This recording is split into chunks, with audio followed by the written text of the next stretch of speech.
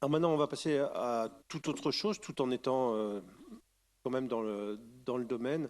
Si il est un sujet qui interroge en termes d'autonomie, de, de libre arbitre, en plus avec les discussions qu'on a pu entendre qui reviendront certainement sur la possibilité d'aider certaines personnes à se suicider quand elles le désireraient.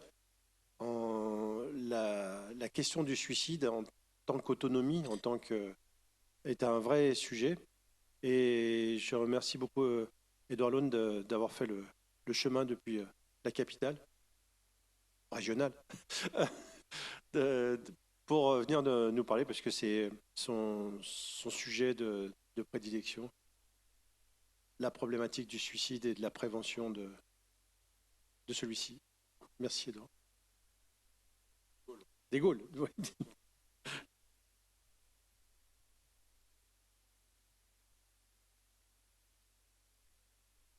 Speak. Voilà, c'est mieux. Ah. En tout cas, en attendant, merci beaucoup pour l'invitation. C'est un vrai plaisir de venir à Clermont. Je me réjouis que les automnales portent sur les questions de psychiatrie. Les enjeux éthiques en psychiatrie sont nombreux. On les entend depuis ce matin. Je vais en aborder un en particulier qui est parmi ceux effectivement qui font peut-être du bruit en ce moment, ou en tout cas qui sont à l'agenda social et politique. Bien sûr, il ne va pas être évident en quelques minutes de faire le tour de la question, donc ce sera un tour d'horizon de cette question de la prévention du suicide dans le contexte effectivement qui est actuellement la question de l'aide active à mourir. J'utiliserai ce terme, on pourra peut-être en discuter. Alors, vous le savez, Albert Camus l'a dit, c'est une phrase qu'on dit souvent, il n'y a qu'un problème philosophique vraiment sérieux, c'est le suicide, donc tout le reste finalement n'est que discussion, voilà, secondaire finalement. Donc je suis au cœur du problème. Pourquoi citer Camus aussi pour dire finalement que ceux qui parlent le moins du suicide aujourd'hui, ce sont les philosophes. Les psychiatres en parlent beaucoup plus, les soignants en parlent beaucoup plus. Donc est-ce que c'est vraiment une question philosophique ou pas? C'est une question en tout cas de soins, c'est une question de psychiatrie aujourd'hui.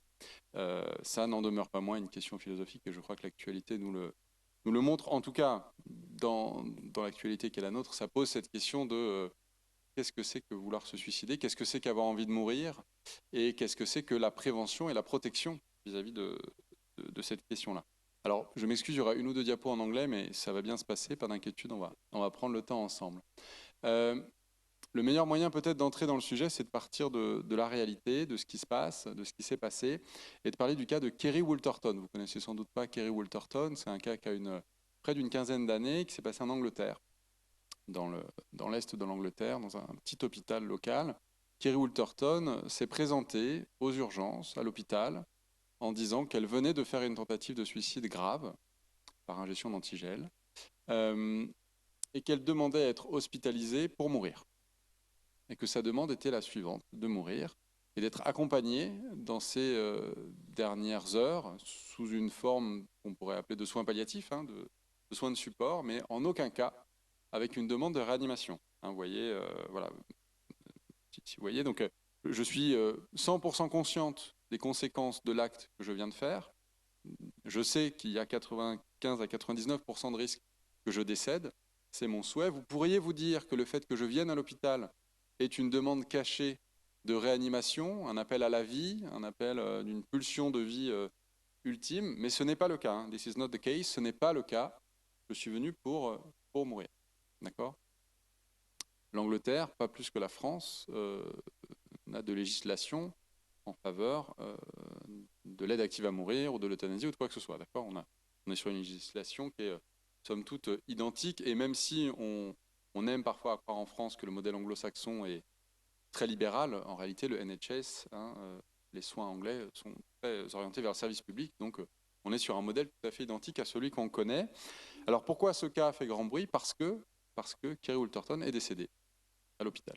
Aucune mesure réanimatoire n'a été mise en place et Kerry Wolterton est morte dans les heures qui ont suivi ce passage. Donc c'est il y a un petit peu moins de 15 ans, début des années 2010, et vous imaginez que depuis, le débat éthique, même a posteriori, j'allais dire, fait rage, entre guillemets, mais en tout cas, beaucoup de questions se posent sur la question de Qu'est-ce que c'est que cette prévention du suicide? Qu'est-ce que c'est que cette question du rapport à la mort? Qu'est-ce que ça veut dire empêcher la mort, accompagner la mort, donner la mort? Ce sont des questions qui sont quand même grandement actuelles. Alors, je vais prendre cette question, on pourrait la déployer de plein de manières, mais je vais la prendre sous l'angle qui est le mien. Donc moi, je suis chef du centre de prévention du suicide à Lyon. Donc au quotidien, je fais de la prévention du suicide, j'empêche des gens de mourir, pour le coup, très clairement. Et au nom de quoi? Au nom de quels enjeux éthiques est-ce que nous avons le droit, avec mes collègues, d'empêcher des gens qui en ont envie de mourir? C'est une vraie question. Alors, la question est plutôt posée dans l'autre sens en ce moment. Au nom de quoi est-ce qu'on pourrait donner la mort ou accompagner la mort? Mais il faut poser cette question sous ces différentes facettes. Alors forcément, ça nous amène à la question de l'interface avec l'aide active à mourir, le suicide assisté, bon, quels sont les termes, etc. Phoebe Friesen, qui est une chercheuse anglo-saxonne, voilà, a travaillé cette question.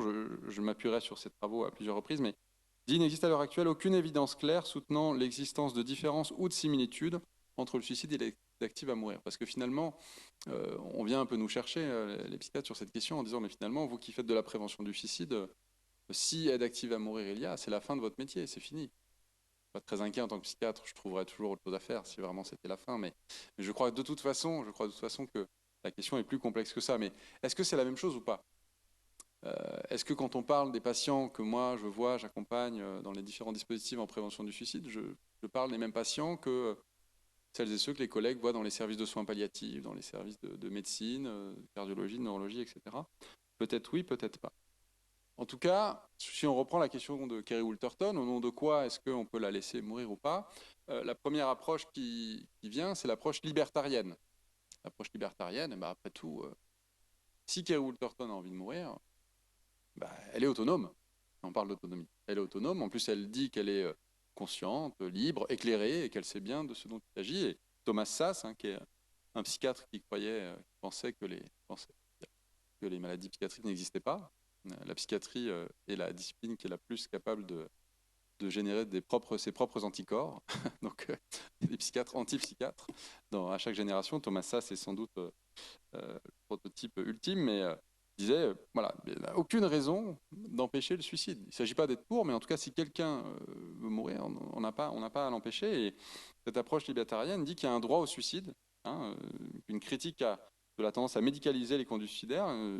Empêcher le suicide, empêcher la mort, c'est une violation de l'autonomie et de la liberté des individus.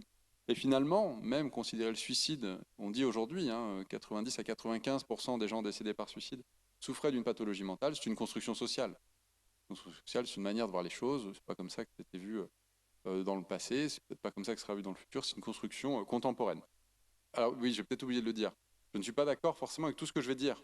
Je vous fais part des débats, d'accord, n'allez pas, parce que quand je fais cette présentation, à la fin, tout vient de me voir en disant: ah oui, vous avez bien raison, je suis d'accord avec vous. Je sais plus, je sais pas, ça dépend des diapos.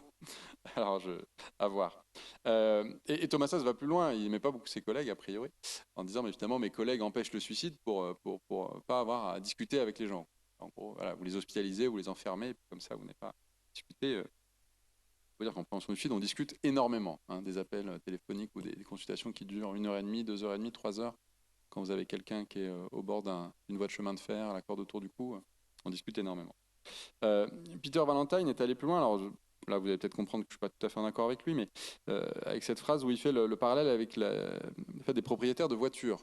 Alors, est-ce que l'être humain va mettre au même niveau qu'une voiture? Je vous laisserai en juger en tant que spécialiste de l'éthique, mais de la même façon que les personnes pleinement propriétaires de leur voiture sont moralement autorisées à détruire leur voiture, à s'arranger pour que quelqu'un d'autre le fasse, les agents autonomes, qui sont pleinement propriétaires d'eux-mêmes, sont autorisés à mettre fin à leur vie ou à veiller à ce que quelqu'un d'autre s'en charge. Voilà, c'est facile, c'est circuler, il n'y a rien à voir. Bon, c'est l'approche libertarienne. Surtout l'idée, parce que la question quand même qui est sous-jacente, qui a été un peu abordée, quand on parle d'éthique en psychiatrie, forcément les questions d'isolement et de contention arrivent. Quand on en vient à isoler, contenir des personnes, potentiellement pour éviter un passage à l'acte suicidaire, ce qui n'est pas très recommandé, mais ce qui peut arriver en extrême urgence qu'on fasse, et ben, au nom de quoi on le fait finalement? Là, l'autonomie, où est l'autonomie?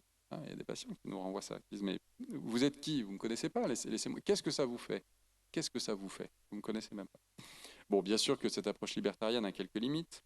Bon, on parle d'autonomie, mais finalement, là, personne libre, autonome, on ne définit pas bien les choses, sans définition de ses caractéristiques. On oublie quand même, un peu facilement, que lorsqu'on parle de suicide, on parle aussi de crise suicidaire, que la crise suicidaire, je vous fais un schéma rapidement, il y a quand même une atteinte des facultés de décision et d'autodétermination dans ces moments-là. On sait que sur le plan cognitif, l'atteinte cognitive la plus importante de la crise suicidaire, c'est la capacité de prise de décision. Alors qu'une compétence cognitive complexe, hein, comment est-ce qu'on évalue ça? On en reparlera. Bon, et puis il y a la question de l'homicide consensuel, mais je ne vais pas aller vers ça. La crise suicidaire, c'est ça. Hein, des personnes qui traversent une crise suicidaire ne sont pas des gens qui, forcément, de manière linéaire, ont décidé que les choses allaient se passer comme ça. Ce sont des moments de difficulté, ce sont des événements de vie qui s'ajoutent les uns aux autres, ce sont des pathologies psychiatriques qui vont venir s'ajouter, ce sont des parcours difficiles, je dirais un mot tout à l'heure, des inégalités sociales de santé. Enfin, on est là aussi. Quand on est ouvrier, on a 2 à 3 fois plus de risques de décéder par suicide que quand on est un cadre. Est-ce qu'on est complètement dans l'autonomie? Est-ce qu'on est complètement dans le choix libre et éclairé? Encore une fois, les questions se posent. Et puis cette question qu'on dit souvent, les personnes qui passent à l'acte ne veulent pas mourir, mais arrêter de souffrir. Ça, c'est une question centrale. Arrêter de souffrir ou mourir, est-ce que c'est la même chose? Et dans la question de la crise suicidaire, on a beaucoup de gens qui sont passés à l'acte ne sont pas décédés, ou pour qui on a pu empêcher le passage à l'acte, qui nous dit, mais vous savez, en fait, je me rends compte que je voulais pas mourir, je voulais que ça s'arrête. Mais quoi? La souffrance. Donc comment est-ce qu'on met fin à cette souffrance? Alors une autre manière de voir les choses, totalement à l'inverse, serait une forme d'éthique finaliste. On entend pas mal dans la question aujourd'hui des débats, et notamment chez les collègues des soins palliatifs, et tout à fait, qui est de dire, mais finalement, si on a choisi cette voie du soin, de la santé, de la médecine, c'est parce qu'on est là pour, à l'inverse du droit au suicide, pour le droit à la vie. On est là pour aider les personnes à vivre, qu'on soit néphrologue, cardiologue, psychiatre, IPA, père aidant, etc. Finalement, notre objectif, c'est d'aider les gens à aller mieux et à vivre, d'accord, au sens large de ce qu'est la vie. Hein, ce serait ça l'idée. Donc, au fond, on est là pour éviter à tout prix la possibilité pour une personne de mourir. Encore une fois, vous voyez que c'est extrême aussi, parce que la question de la mort est centrale et on se doit bien de l'affronter. Mais en tout cas, a priori, notre projet initial, notre volonté initiale, notre but initial, c'est d'empêcher la mort. Et donc, à partir de là, eh bien, ça offrirait un certain nombre de possibilités d'intervention. Puisqu'on est là pour empêcher la mort, eh bien, somme toute, un certain nombre d'actions peuvent être mises en place. Et pour le coup, l'isolement, la contention, l'hospitalisation, etc., peuvent être des possibilités. Un problème qui se pose, c'est que du moment où on fait entrer en jeu la question de l'aide active à mourir, là, on commence peut-être à créer alors du coup des hiérarchies de ce que Judith Butler appelle avec d'autres les vies bonnes. Hein. Quelles sont les vies qui méritent ou pas d'être sauvées? Quelles sont celles qui méritent ou pas? Comment est-ce qu'on juge de ça? Hein, comment est-ce qu'on juge? On est de garde aux urgences, il est 3 heures du matin. Ah bah oui, tiens, bon, bah vous, non, on va vous laisser rentrer, c'est pas grave. Et puis vous, non, on vous sauve. Oui, on est sur ces questions-là. Quelles seraient les vies qui ne seraient plus à considérer, pour lesquelles la mort serait préférable? En prévention du suicide, cette question, elle est quand même centrale, parce que très vite, on peut se dire, bon, monsieur SDF, très isolé, finalement, est-ce que oui, ça serait pas mieux pour lui? Vous savez, c'est des phrases qu'on entend des fois quand même dans le monde du soin. Au fond, est-ce que ce serait pas mieux? Mais est-ce que c'est à nous de juger de ça? Est-ce que c'est à nous de juger la qualité, la dignité d'une vie? Une vraie question. Et puis ça pose encore une fois la question qui est un peu en sous-main depuis tout à l'heure, mais qu'est-ce qui fait qu'on a envie de mourir? Qu'est-ce qu'il faut pour avoir envie de se suicider? Il faut 3 composantes. La première, c'est la perte du sentiment d'appartenance. Il faut ne plus avoir le sentiment qu'on appartient à un groupe, à un collectif, qu'on fait partie de quelque chose. C'est le premier verrou pour avoir des idées suicidaires. Ensuite, il faut avoir la perception d'être un fardeau pour les autres. Alors, je vous laisse imaginer des situations cliniques ou des situations sociales qui pourraient apporter déjà ces premiers verrous. Hein. Vous êtes une personne sans abri, vous êtes une personne isolée, vous êtes une personne âgée, une personne handicapée, sentiment d'être un fardeau, une personne sans emploi, voilà, sécurité sociale, etc., etc. Et puis il faut un troisième verrou qui est la capacité ou la capacité de suicide, quelque chose qui fait qu'on est capable de passer à l'acte.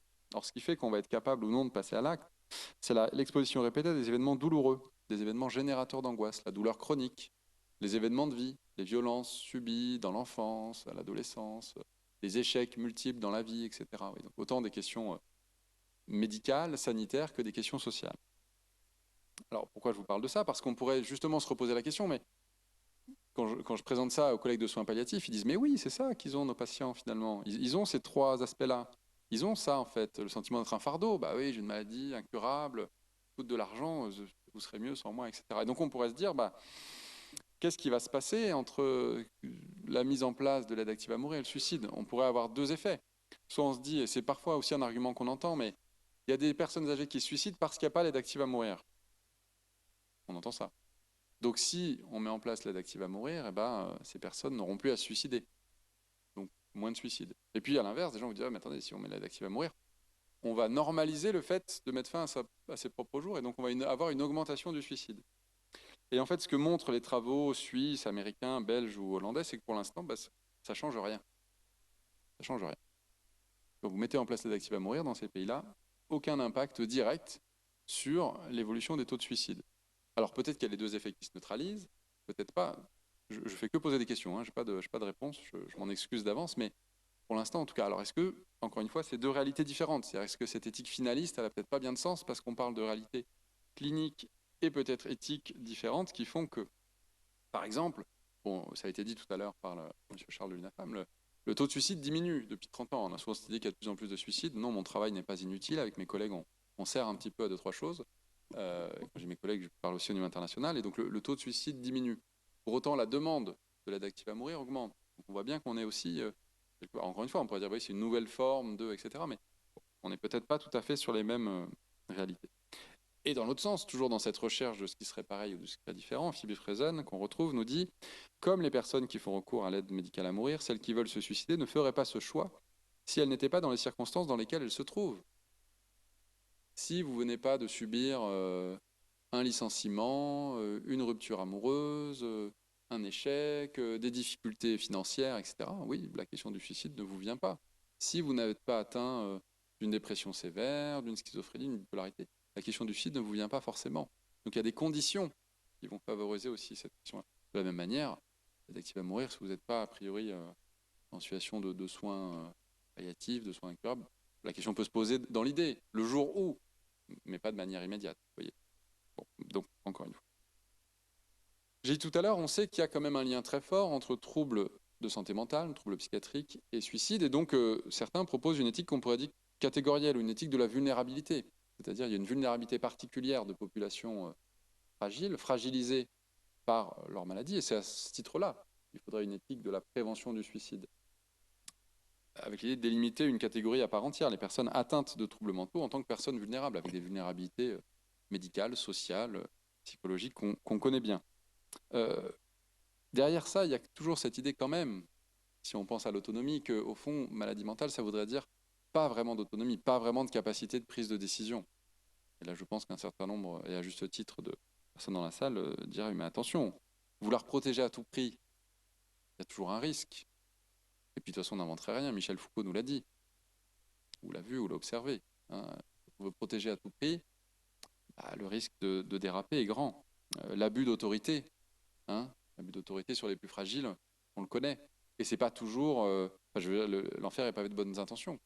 C'est parfois des gens qui étaient persuadés de bien faire, de vouloir bien faire. Il n'y a pas que des affreux méchants partout. Il y en a, mais pas que. Donc attention, la philosophie foucaldienne, voilà, a notamment critiqué le pouvoir psychiatrique. Hein, si on dit aux gens, si finalement on base une éthique sur cette idée, ils sont vulnérables, donc allez-y, est-ce qu'on ne prend pas un risque quand même de ces abus-là? D'accord. Et puis, si on parle de capacité de prise de décision, est-ce que pathologie mentale, ça veut dire forcément perte d'autonomie par perte de capacité de prise de décision? Est-ce qu'on prend toutes et tous toujours les meilleures décisions dans nos vies? Je vous laisse... je donne toujours cet exemple qui est parfois un peu limite, mais je vous laisse réfléchir à vos ex. Est-ce que vous avez toujours, dans un sens ou dans l'autre, je ne sais pas, mais... Bon. Et inversement, peut-être des personnes atteintes de troubles graves, sévères, schizophréniques, qui prennent des bonnes décisions, des meilleures décisions que d'autres. Vous voyez, tout n'est pas si simple que ça. La notion de l'empowerment, qui est évoquée depuis ce matin, est un enjeu éthique majeur en psychiatrie, de redonner du pouvoir d'agir, de redonner de l'autonomie. Si on base une éthique sur justement cette idée qu'ils ne sont pas autonomes, est-ce qu'on ne prend pas le risque de faire un retour en arrière que, à mon avis, Michel Foucault verrait d'un assez mauvais œil? Bon, je fais un peu le tour, il y en a 27, non, il n'y en a pas 27, mais il y a un certain nombre de visions comme ça d'enjeux éthiques, mais certains, notamment en Australie, ont beaucoup travaillé sur le fait que, quand on parle de prévention du suicide, il faut se poser la question de la prédiction. Est-ce qu'on est capable de prédire aujourd'hui un passage à l'acte suicidaire? Je vous le dis tranquillement en tant que spécialiste de la question? Pas vraiment. On n'est pas tout à fait capable de dire entre deux personnes qui vont se présenter aux urgences à la même heure avec deux caractéristiques identiques, pourquoi peut-être cette personne passera à l'acte dans 3 jours et telle autre non. Parce que tout ça, c'est un carrefour de plein de questions complexes. Et donc finalement, est-ce que quand nous-mêmes, on prend une décision de dire celui-là, je vais l'hospitaliser et pas lui, est-ce qu'on est complètement certain de prendre la bonne décision? Non, parce que quand on est soignant, on sait bien qu'on n'est jamais certain de rien, mais en tout cas, là, pas tellement. Et donc du coup, certains auteurs australiens ont proposé cette éthique fonctionnelle en disant, bah, finalement, la question justement de l'autonomie et de la prise de décision, vu qu'elle est centrale, on peut peut-être l'évaluer. On pourrait peut-être évaluer cette question de se dire, mais est-ce que cette personne, à l'instant T où je la vois, elle est en capacité de prendre des décisions ou pas? Ce qui évacuerait la question d'une éthique finaliste, il faut sauver à tout prix, et ce qui évacuerait aussi cette éthique de la vulnérabilité, en disant finalement, on est sur quelque chose de très individualisé, et de très à l'instant T pour la personne, une éthique très de l'immédiat, mais du quotidien, de la vraie vie. Hein. Donc finalement, il n'y aurait pas forcément une approche éthique en soi globale qui permettrait de dire voilà un cadre d'action, mais quelque chose de plus ancré. Et donc cette notion de capacité, un petit peu sur le modèle de la capacité de suicide que j'évoquais tout à l'heure, ce serait justement d'aller chercher, hein, je vous disais, cette prise de décision peut être altérée, d'aller la chercher.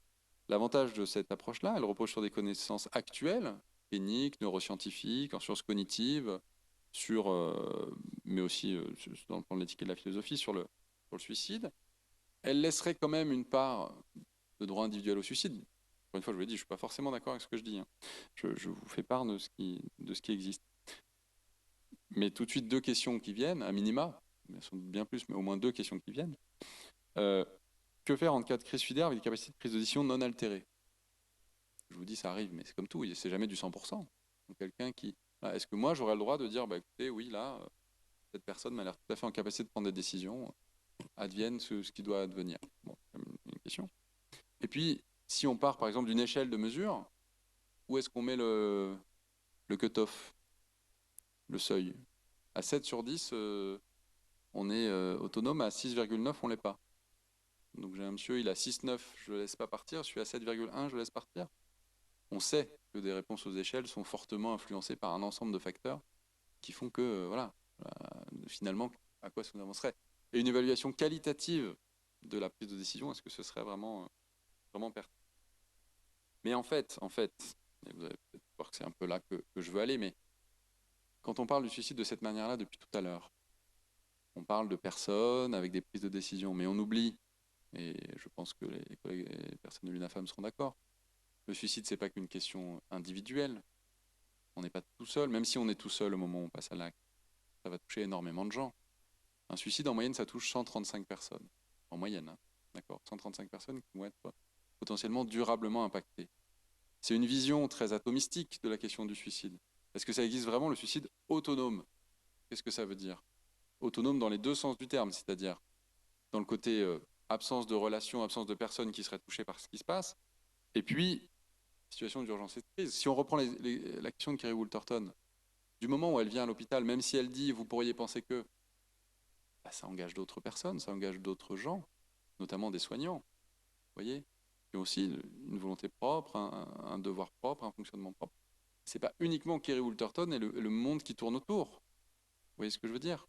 C'est quand même une question sociale, sanitaire, hospitalière qui est bien plus large que ça. D'accord? Le suicide n'est jamais réalisé en absence d'environnement familial et ou social. On ne parle pas depuis tout à l'heure, je ne vous ai pas raconté toute la vie de Kerry Woolterton, mais Kerry Woolterton, elle avait 2 enfants de 4 et 6 ans et un mari. Vous voyez, bon, on peut peut-être imaginer dans un enjeu d'éthique participative que des choses puissent être aussi discutées à plusieurs. D'accord? Alors, les enfants de 4 ou 6 ans, peut-être pas, mais en tout cas, il y a quand même d'autres personnes qui sont impliquées dans ces questions. Et donc, c'est cette notion de devoir de diligence, hein, qui est apparue. C'est-à-dire finalement, certes, les individus peuvent vouloir mourir, peuvent attendre qu'on les aide à mourir, mais après, il y a la question de la société, il y a la question des personnes qui constituent la société, et de quelles sont leurs volontés propres, et de quels sont leurs rôles, et comment elles peuvent jouer un rôle là-dedans. D'accord? Et la question de la préservation de la vie, au sens large, est peut-être un enjeu, pas uniquement de médecins, de soignants, etc., mais un enjeu sociétal, un enjeu aussi étatique. L'État, a priori, a quand même le devoir de protéger la vie, d'accord, de plusieurs manières, en évitant des homicides qui seraient évitables, en évitant la violence d'État, mais en évitant aussi peut-être d'autres choses. Du moment où une équipe de soins, un médecin a connaissance d'un projet suicidaire, il est embarqué là-dedans. D'accord? Moi, je travaille beaucoup sur l'impact du suicide sur les soignants. On voyait l'impact que ça a. Je travaille aussi beaucoup avec les familles. L'impact du suicide sur les familles, je veux dire, c'est colossal, c'est monumental. D'accord? 100 000 personnes endeuillées par suicide chaque année en France. D'accord? Faut voir. L'exemple, l'image qu'on donne, c'est les ronds dans l'eau. Vous voyez, hop, ça a un impact très fort. Donc, c'est à prendre en compte. Alors, on a beaucoup travaillé avec Élodie sur la question de l'éthique narrative dans ce cadre. Vous connaissez sans doute, donc j'irai assez rapidement, mais l'éthique narrative nous offre peut-être là un cadre intéressant, puisque en s'intéressant au récit des personnes concernées avant tout, il ne s'agit pas de rentrer non plus dans quelque chose qui est de la dénégation des récits individuels et personnels, d'accord, mais aussi de rentrer dans des récits croisés, dans des récits collectifs autour d'une situation médicale, la personne concernée, sa famille, les soignants, toutes les personnes qui vont être là, de s'intéresser à la question de la narration qui recoupe fortement la question de la prise de décision. Par exemple, il y a beaucoup de travaux, si je dois parler un peu de sciences cognitives, qui montrent que nos capacités de prise de décision reposent en grande partie sur notre mémoire autobiographique.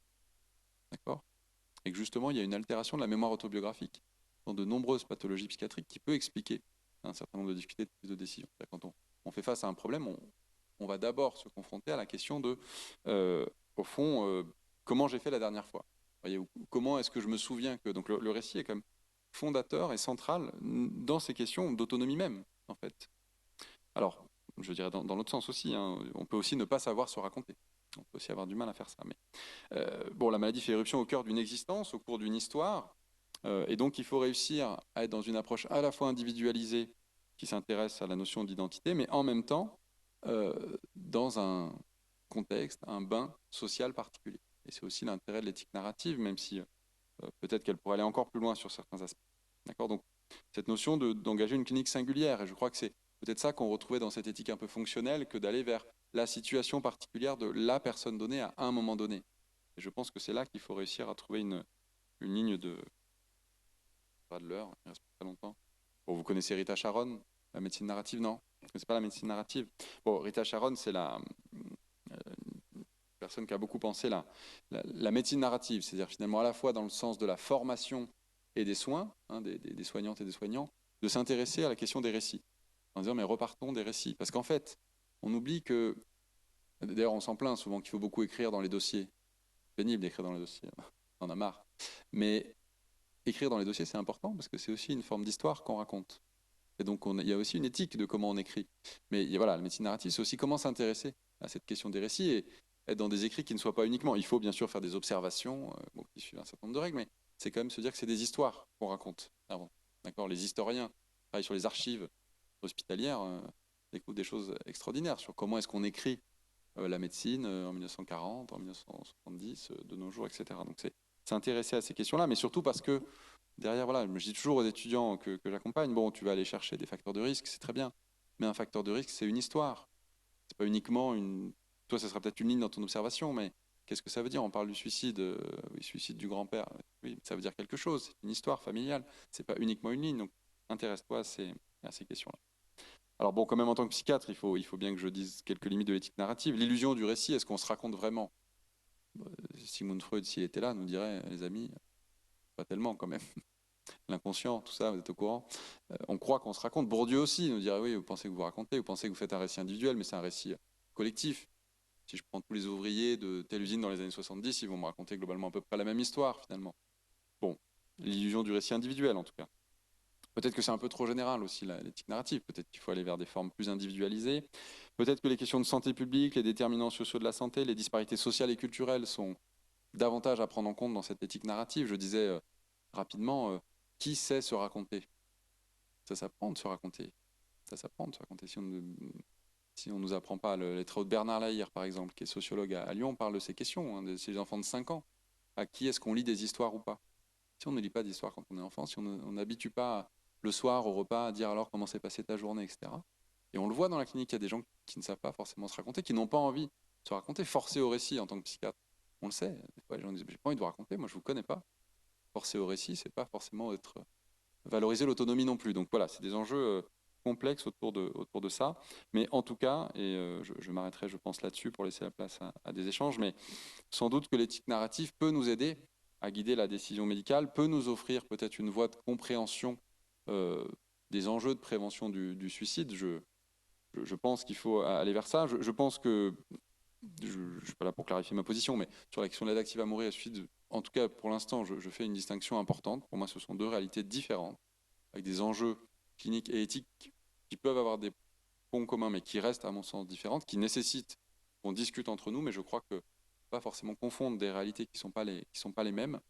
Donc voilà, mon propos n'a pas vocation à embrasser toutes ces questions-là nécessairement, même si bien sûr je les ai abordées, mais plus voilà, à poser des questions, à mettre des points d'interrogation sur au fond, voilà, empêcher, prévenir le suicide, favoriser ou pas d'autres questions. Et je finirai sur cette question que je trouve toujours très, très intéressante. L'espoir de qui devrait soutenir l'acceptation ou le refus d'une demande d'aide active à mourir, ou le demande de suicide? C'est-à-dire finalement, c'est une vraie question. En mourant, qu'est-ce qu'on attend? Qui attend quoi? Quand je dis l'espoir de qui, est-ce que c'est l'espoir des soignants qui pensent que ça pourra aller mieux? Est-ce que c'est l'espoir de la personne qui pense que par ce biais-là, ça ira mieux? Est-ce que c'est l'espoir de la société qui peut peut-être penser qu'en faisant comme ça sera mieux? Bon, c'est une vraie question, hein, je n'ai pas du tout de réponse, mais voilà, question de l'espoir de qui? Est-ce qu'on peut avoir un espoir partagé? Bon, là, on est sur des questions politiques et autres qui posent d'autres questions. Bon, en tout cas, voilà. Beaucoup de questions, peu de réponses, mais le débat est ouvert. Merci beaucoup.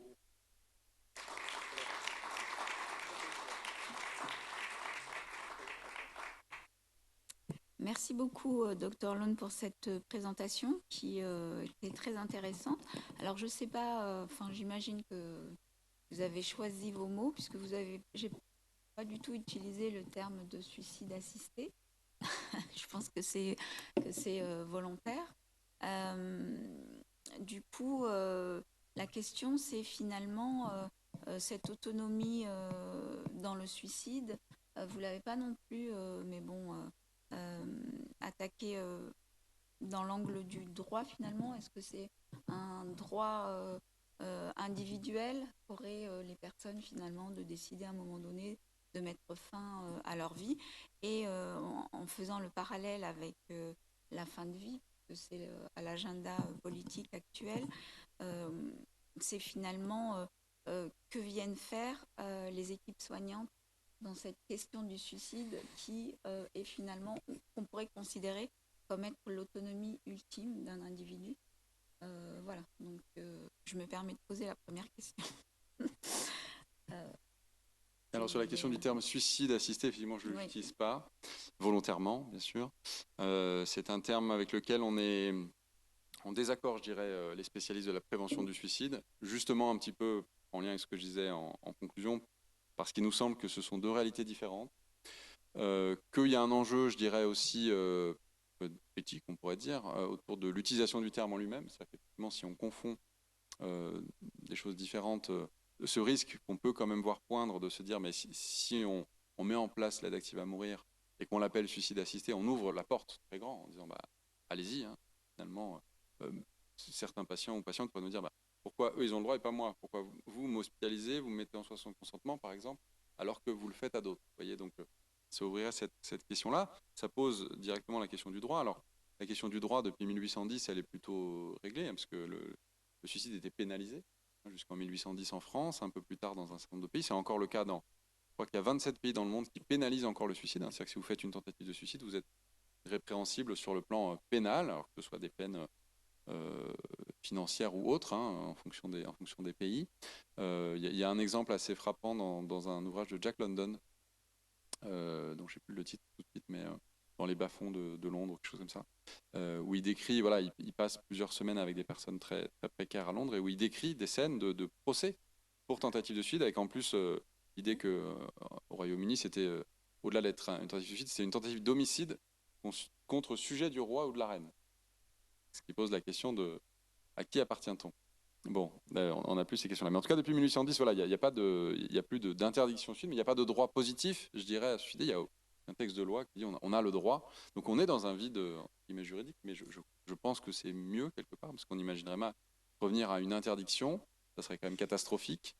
Et en même temps, inscrire un droit, bon, je pose la question, aide active à mourir, suicide assisté. Et la dernière question, pardon.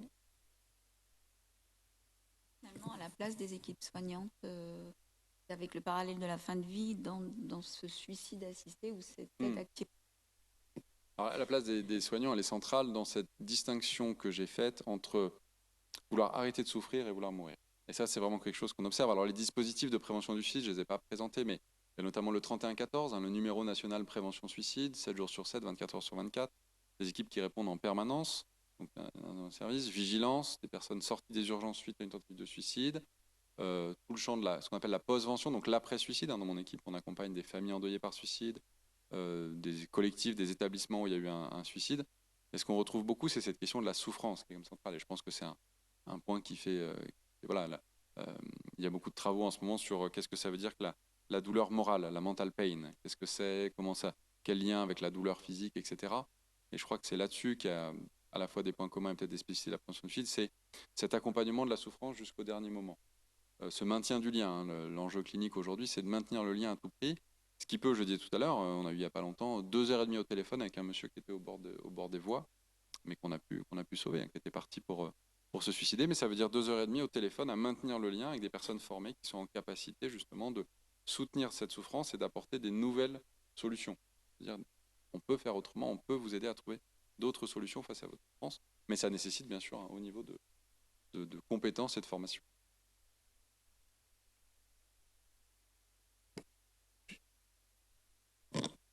Bonjour, je suis le docteur Robérol, je suis gériatre et formée en soins palliatifs.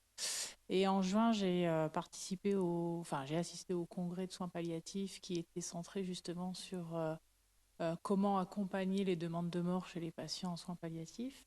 Et il y a l'intervention, je ne sais plus si elle était psychologue ou psychiatre, mais qui travaille en Belgique et qui nous a informé sur des statistiques qu'il y a en Belgique justement sur les demandes d'aide active à mourir chez les patients atteints de maladies psychiatriques, en particulier de dépression sévère, avec en fait des statistiques qui montrent un nombre croissant de demandes et un nombre croissant de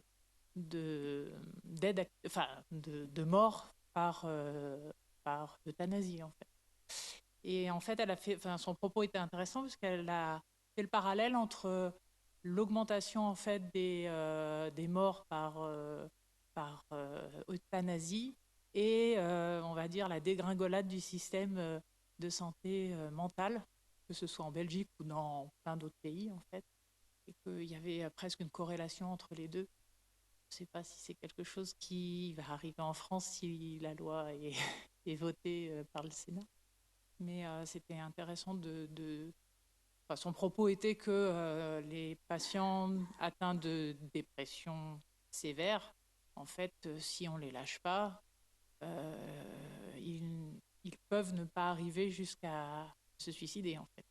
Et que si le système psychiatrique, le système de santé mentale était au niveau des besoins, peut-être qu'on n'arriverait pas à ces extrémités, en fait. Et en plus, les statistiques en Belgique, c'est des patients jeunes, enfin beaucoup de patientes d'ailleurs, des jeunes femmes en fait entre 20 et 30 ans qui ont été euthanasiées pour une maladie.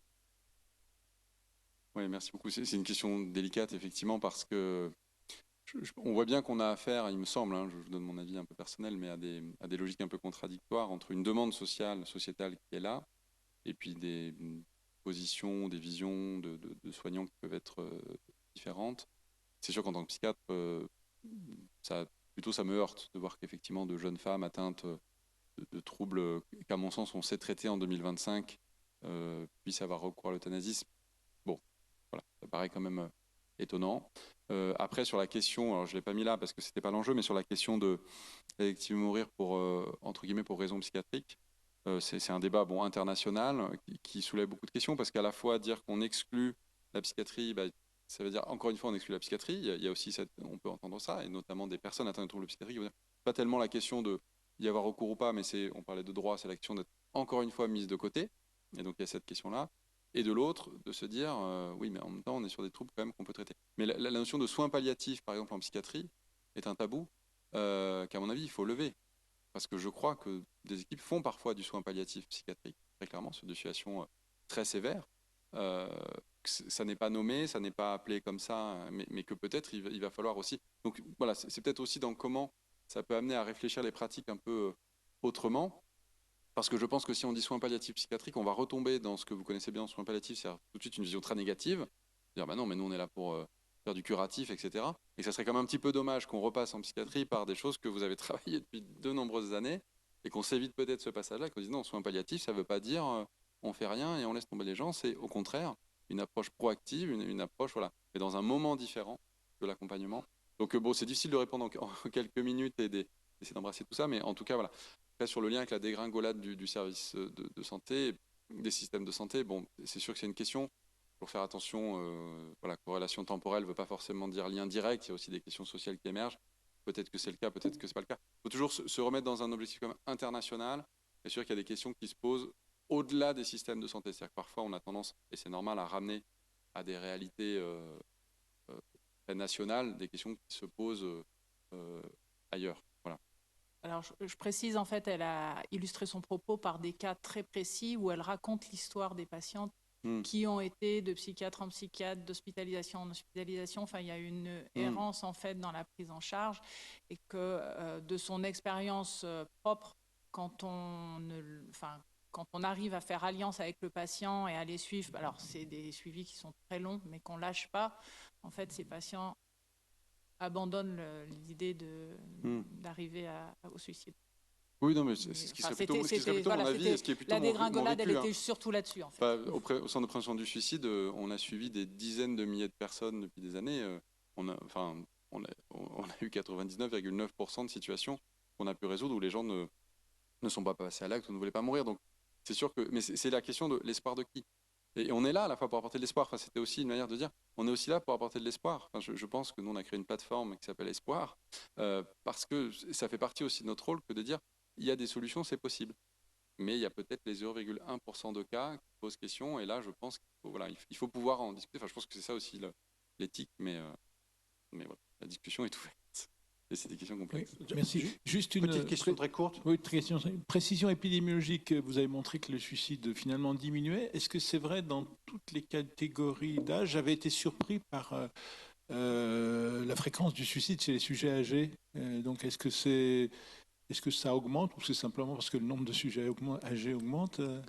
Alors, il n'y a pas un problème spécifique du suicide chez le sujet âgé, en termes épidémiologiques. Alors, globalement, ça diminue sur toutes les tranches d'âge, toutes les classes sociales, partout dans le monde, etc. Mais, quand même, je ne l'ai pas mis là, mais on a fait une grosse revue systématique avec des collègues sur les 60 dernières années. Les inégalités sociales de mortalité par suicide augmentent. C'est-à-dire que ça diminue pour tout le monde, mais pas dans les mêmes proportions. Et donc, effectivement, les populations qui sont aux deux écarts de la vie et qui sont le plus bas, je dirais, dans l'échelle de défavorisation sociale, ça diminue moins. Ce que ça veut dire, bon, c'est quelque chose qu'on sait quand on fait de la santé publique, c'est que la prévention, ça marche mieux dans les populations, ça marche mieux chez nous, en fait. Les 25-65 qui faisons le soin, on sait bien se parler à nous-mêmes, c'est normal. Mais voilà, et donc, effectivement, les dispositifs de prévention du suicide marchent moins bien chez le sujet. On a beaucoup de dispositifs au téléphone. Bon, bah oui, voilà, au téléphone, des personnes de 85 ans, 88 ans, ça peut être plus difficile. Donc, il y a un enjeu. Ça diminue quand même, mais moins. Et puis, en post-Covid, on a vu quand même, alors pas sur les décès par suicide, mais sur les tentatives de suicide, une augmentation chez les jeunes et les plus anciens, bon, qui est en train de se normaliser. Mais effectivement, il y a eu quand même un effet Covid aussi aux deux âges de la vie, mais qui a été moins marqué que ce qu'on craignait. Et en France, on a toujours un taux de suicide qui est supérieur à la moyenne européenne. Donc, de toute façon, on n'a pas de quoi faire trop les malins. Hein. On a du travail. On va être obligé d'arrêter. Vous avez... Juste une petite intervention sur la personne âgée. Il y a aussi surtout le fait aussi que chez la personne âgée, le suicide peut passer aussi comme une mort naturelle. Tout à fait. Donc, il y a beaucoup de statistiques qui sont faussées par rapport à ça. Tout à fait. Là, alors, on rehausse toujours les chiffres en prévention, en suicide. Hein. Quand on tombe sur 7000, hop, on rajoute toujours 10% parce qu'on sait très bien, effectivement, une chute dans les escaliers, etc. Voilà. Mais on a la même chose sur les accidents de la voie publique. Il y a des accidents de la voie publique qui sont clairement des chutes, mais on a aussi des collègues qui sont des médecins légistes dont c'est le travail, qui sont de fin limier pour savoir aussi repérer voilà, des suicides ou pas des suicides. On a parfois des cas dans les deux sens, mais c'est sûr que c'est un enjeu très fort. Voilà, la France, notamment sur la question de l'augmentation, une des questions en France, c'est que comme on a mis en place en 2018 une amélioration de la codification du suicide, etc., ça a entraîné une augmentation. On ne sait pas si c'est lié au fait que on détecte mieux ou si c'est une réelle augmentation. Donc on est sur ces questions-là. En tout cas, il y a du travail en prévention du suicide. Clairement, il y a de quoi faire pour un petit moment. Je ne suis pas trop inquiet de perdre mon travail. C'est sûr que non, mais en tout cas, de ne plus avoir à faire dans ce champ-là, je pense qu'il y en a pour quelques années. Malheureusement. Très bien. Merci beaucoup, Édouard. Et je vous invite à une petite pause café avant d'attaquer la dernière ligne droite de notre journée.